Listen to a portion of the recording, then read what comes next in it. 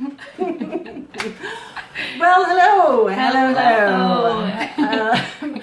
We're back. We've been away for a little bit, Yes. and we've really missed you. But the past few months have been Nuts. I've been it's been full of a lot of stuff on a number of different levels. So we've been really, again, sad not to be doing our live broadcasts. Yeah, we talked about them a lot. Yeah. We always wanted to get back here, so we're happy we're back. Yeah, I'm talking about this digital life. I'm Jane Barkley. This is the magnificent I'm Steph Shaw. Steph Shaw. And we basically just love talking about stuff happening in the digital atmosphere. And today we wanted to talk a little bit about wanting to quit social media. Yeah. We know you've wanted to. You are not alone. No. We work in digital. It's our livelihood. We want to quit social media sometimes, honestly. We've had our days as well, so. Yes, everyone has their days. Yeah. So for me, I find that social media, especially over the past year, has just become overwhelmingly negative, Yeah. I will say. And I think there are a lot of different reasons for that. And maybe that's just in sort of my social atmosphere right now. I feel like politically it's just sort of charged that way. But it's also, I don't know, social media at times feels like I'll go into my feeds and, you scroll. And then, 20 minutes later, you stop and think, like, what did that actually add to my life? Yeah. Like, how did that make my day any bit better by spending 20 minutes of my time scrolling through that stuff? Was I able to take away anything that means anything to me? And so for me, that's been a big part of, like, just looking at the way that I use social media and, does it have true meaning? Is it bringing anything good into my life? A lot of the times I end up feeling like, no, like you leave your feeds and it's like, that did not make my life any bit better. That did not add anything to my No. life. I'm not walking away with anything. Yeah. So there's that. And I find like there's just a lot of stuff, right? There's a lot of noise. So that's part of it. But there's also just so much negativity. Like you don't know from 1 minute to the next if you sort of go to any one of your feeds, like what it is that you're going to be taking in and just the vitriol, the hatred, the ignorance that's there sometimes. Yeah. It makes you not want to be there, right? For me, I find that part of it is like you just want to unplug. You just want to not be in that space because it makes your day more negative. It makes your mindset more negative. So yeah, for me, that's another one of those sort of driving things of like, maybe I'll just quit all of this and go work in a little bookstore. Yeah. Read books all day instead of social media feeds. And, I've certainly had friends that I've watched, leave social media platforms and some just disappear entirely and for different reasons. And I can, really sympathize with that, with not wanting to kind of deal with it anymore. Like certain spaces or just all of it entirely. Is it a distraction? Is it something worthwhile for us? It's what we do too, right? And so when I look at my friends who are leaving social media, these are people who, by and large have sort of a choice in terms of how much time they spend online, whereas we really don't. No, we don't. It's our entire thing. It's everything we do is online. So you kind of have to be there all the time, which makes it I think it would be silly. Could you imagine we said we worked in digital media, but we don't have our own channels? I know. Like that. And that's kind of how we got to this, where I said I don't want to delete my social media platforms. Like I don't want to. I want to take it back. Like we want to take social media back and bring these amazing channels back to what they were originally supposed to be for.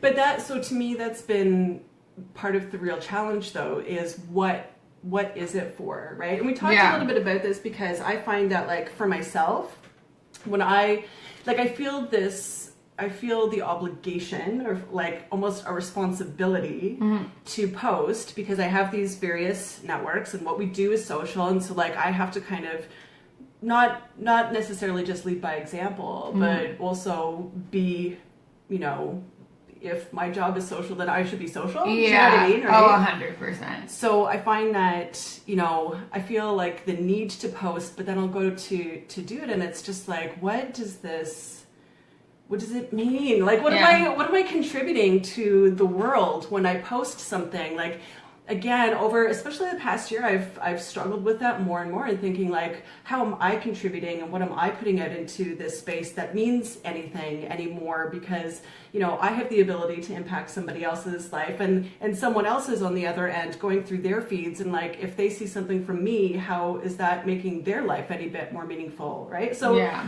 so having that always sort of like tugging at me has been I think difficult too, and like, not just all the stuff that I have to absorb through social media, but like, what is it that I'm putting back out here into this world, and what, does it, what does it all mean? Sort of like, right? But I think a lot of it would come from the fact that for our own clients, we make sure that stuff we're putting out there, it means something. Like, there's a reason why we're posting. Yes. So that has to have some sort of feeling back on us too. We don't want to just be posting just to post. For the sake of posting. So, because there's just so much noise, and like, why be part of that? Yeah. And I think too, sometimes for me, I think like, is my voice needed right now? Yeah. Like, in terms of certain issues where like everybody's being really vocal, that's a question that I constantly ask myself, is like, is my voice even necessary? Yeah. Because maybe it's not. Like, maybe I don't have to have an opinion about every single last thing. yeah. But yeah, so for me, like, getting back to, how do we take it back, right? If you find Yeah. yourself in that place of like, I'm done. I don't need this in my life, or it's not bringing anything good into my life anymore. I just want to leave it all behind. Like, is there a way to turn that around? And we were talking about this, and so I'd like for you to kind of talk about how you think we can take it back, because I love your approach to this, and I think it's going to be very individual for everybody. Oh, right? definitely. I think it is all going to be individual for every single person, because different things will bother me, won't bother you. Sure. Et cetera, et cetera. The way that I plan to take social media back is because I said to Jane, I've grown up in social media. I've always loved social media. I love my job. I don't want to get to the point where I don't want to do this anymore, and I'm like, yeah, I'm out. I know. I'm not going to let that happen. I think a lot of it, what I've done to help me, is honestly clearing your feeds of any pages you follow that don't add anything to your life, any friends that you are no longer friends with, people. There's different ways where you don't even have to delete the person. You can just unfollow their stuff so you don't see it. So that's helped So me. kind of like cleaning house a little bit. Yeah, because why, like, if you constantly see something that upsets you or brings you any sort of pain, you don't need to follow it. And vice versa. I've always said, my Instagram, it's pretty branded. I post a lot of coffee, and that's not for everybody.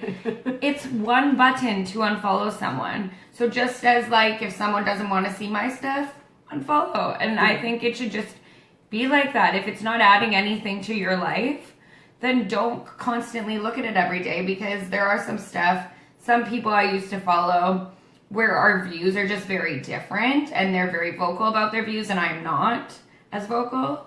And I would just see things and just get upset, and then my day is basically ruined, because I can't close my computer and just not look at it for the rest of the day. I could, like, right now I can touch my computer and my phone. They're attached to me at all the time. So you have to be there, and you have to be online. So I think, cleaning house, as you would say, is very important. We were talking about finding ways to limit our time on social media, which I'm not doing well with. I am not good at this. I want to get there. It's not easy. It's not easy. And I think it's because we have like our clients, you just get busy. And then, unfortunately, I'm one of those mindless scrollers. And so I know that I want to get better and put it down before bed. Like, set an off time where Yeah. Like, there will not be anything that happens between this amount of time and this amount of time that can't be solved in the morning. That's so tricky. And, you know, we've talked about this before in one of the other videos that we did, but the average person looks at their phone, it was like some crazy number, like over 100 times a day. I forgot what the exact number was, but it was like over 100 times a day. And so if you think about that, like the average person checking their phone that much, and then someone who works in digital media, like how much more are you looking at your phone? And I think it's hard to know like how much of that is productive. Yeah. Because it's not all productive. No. But I know I've gotten pretty hypercritical, and that's so like in terms of like taking it back and making it meaningful. Like having boundaries, I think is huge, right? And that's exactly that. But you know, when you're self-regulated, that can be really difficult. And so for me, like I've gotten really hypercritical about when I'm scrolling, every single time that I do, literally every single time I do this now, I'm like, what did that accomplish? And if there's no answer to that, then I have to shrink it, right? Like something has to change. Yeah. So I've gotten asking that question literally every single time I'm on my feeds. It's like, okay, if this wasn't for client work, if it wasn't, you know, about contributing something meaningful to a conversation, a larger conversation that's going on, then why did you just do that, right? Stop doing that. Because it can become a huge waste of time, and I think that has its own impact too. When you feel like, you know, you've basically just wasted how much of your day mindlessly looking at social media, then social media isn't meaningful for you anymore. It's wasting your time, and I don't think it's wrong to say that. Like I think people who like obviously because we work in social media, you might think that we're huge, you know, cheerleaders for it all the time, and that's not true. No. We're absolutely critical of the negativity or the challenges and some of the not so nice things that it can bring into your life. And so I think to me that's part of it too. Is like if we want to take social media back, if we want it to have more meaning for us in our lives and to, you know, contribute to our lives in a positive way, then how do we set those boundaries? How do we clean house? And for me, a big thing has been over the past few months, we were talking about this because I had a moment when I was thinking about like my own social media and just thinking about like, what am I doing here anymore for my own stuff? You know, client stuff is sort of a separate thing, but like in terms of my own presence, when I started using social media, it's a very different kind of thing. Like my intention with it was different than it is now, I would say. So it's sort of like reevaluating, you know, based on where I am now, what is it that I want to do with this? Because it can feel so narcissistic, right? I'm sure you've experienced that when you go online. You know, I just find like, why am I posting this? Am I like seeking validation? Do I need to, you know, try and make everybody believe that I have this super wonderful, fantastic, amazing life? Because it just feels like a lot of what gets posted online is so much that, right? And that's not something I'm really into. So I just sort of got to that point where it's like, how do I do something with this that, you know, has is true to my intention, true to me, but means something in you know, the greater scheme of things. And for me, what I sort of arrived at is that, you know, documenting what's happening in our day-to-day lives is like, it's such an incredible opportunity to me to connect with my family and friends, and also sort of have this like living, breathing thing that my kids can go back and look at too. Because when I think about, you know, growing up, my mom had this habit of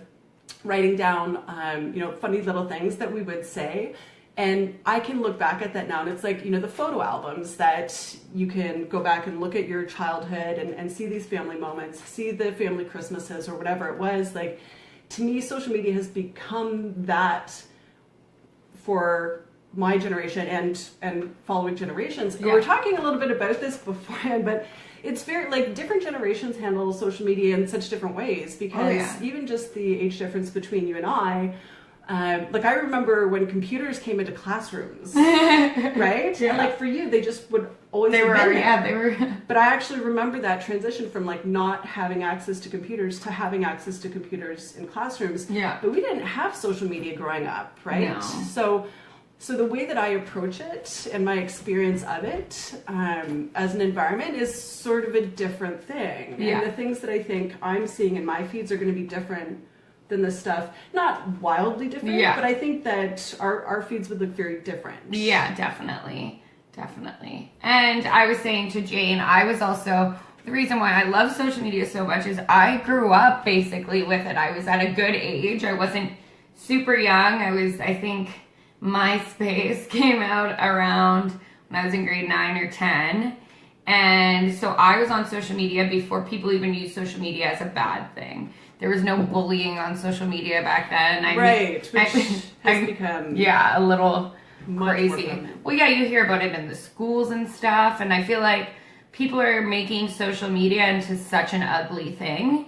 And that's what I said to Jane. I was like, I don't want this to happen. I want us to find a way to change this and take it back. And I'm not exactly sure how that's gonna look, but I do know that's one of my missions this year, is to be putting out positive content and showing every part of my life. Like, I'm not just gonna show the really nice rainbow magic parts, because that's not what it is all the time. And then that's how people do get upset, because I've had friends leave social media because they're scrolling and they're like, my life's not like this. And but no one's life's like that. If I burn my meal tonight, I'm probably not going to post about it on Instagram. So it's just that's the thing, right? Is like, if that's all that you're looking at all of the time is people who are projecting this super polished, successful thing. Like, again, I keep using that word meaning. Like, what's the true meaning in it for you then, right? Yeah. Like, I feel like there's so much of that, and yet the genuine opportunity that we have is to connect through all of the moments. Yeah. Not just these great, super polished representations of ourselves, but also through, and you know what? We were just sort of talking about this before we started shooting. I got an email this weekend about a video I did like years ago about being afraid to die. And I'm very genuinely afraid to die. And a lot of people are. And, it's a really simple video. All my videos are. But I did open up and express something that I'm truly terrified about. And I think I actually cried in that video because I got quite emotional just thinking about it and talking about it. And, so just this past weekend, I got an email from a woman who is also terrified, and she hunted down my email address and sent me this huge email. And just, there's, this really true moment of human connection to someone I've never met and probably never will. Yeah. Through kind of a dark and raw moment. Yeah. And so to me, that's sort of like that reminder of like when I feel like completely unplugging from all of it, quitting this whole thing and going and working in a bookstore. Those are the moments that mean something to me and remind me of why I'm kind of there in the first place, is for that genuine human connection. Yeah. So that to me is like, right, that's how we take it back, is by fighting for those things and those moments, and realizing that along with all of this negativity and all the challenges that we have to face, that social media brings into our lives, we each individually have an opportunity to bring positivity into the world and moments of true connection with other people. To me, that's what it, was about from the beginning. 100%. And how we need to kind of take it back and make it mean something. Yeah. Be raw. Be raw. Be real. Hashtag realness. So let us know if you've ever contemplated quitting social media entirely. If you've left specific platforms, why did you leave them? Why did you think, like, I don't want this in my life anymore? We'd love to hear your opinions, your thoughts and feelings about social media. That's why we're here talking about this digital life. We're going to be back here again next week. I was so tempted. I've been watching so much RuPaul's Drag Race. Yeah. I was going to start this video being like, we're back, bitches. I refrained from doing that, but we're real, we're raw.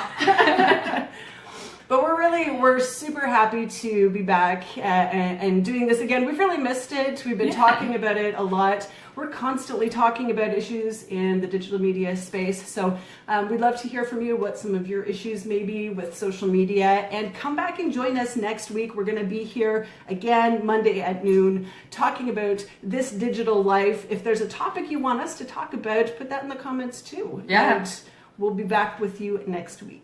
Perfect. Have a good day, guys. Ciao.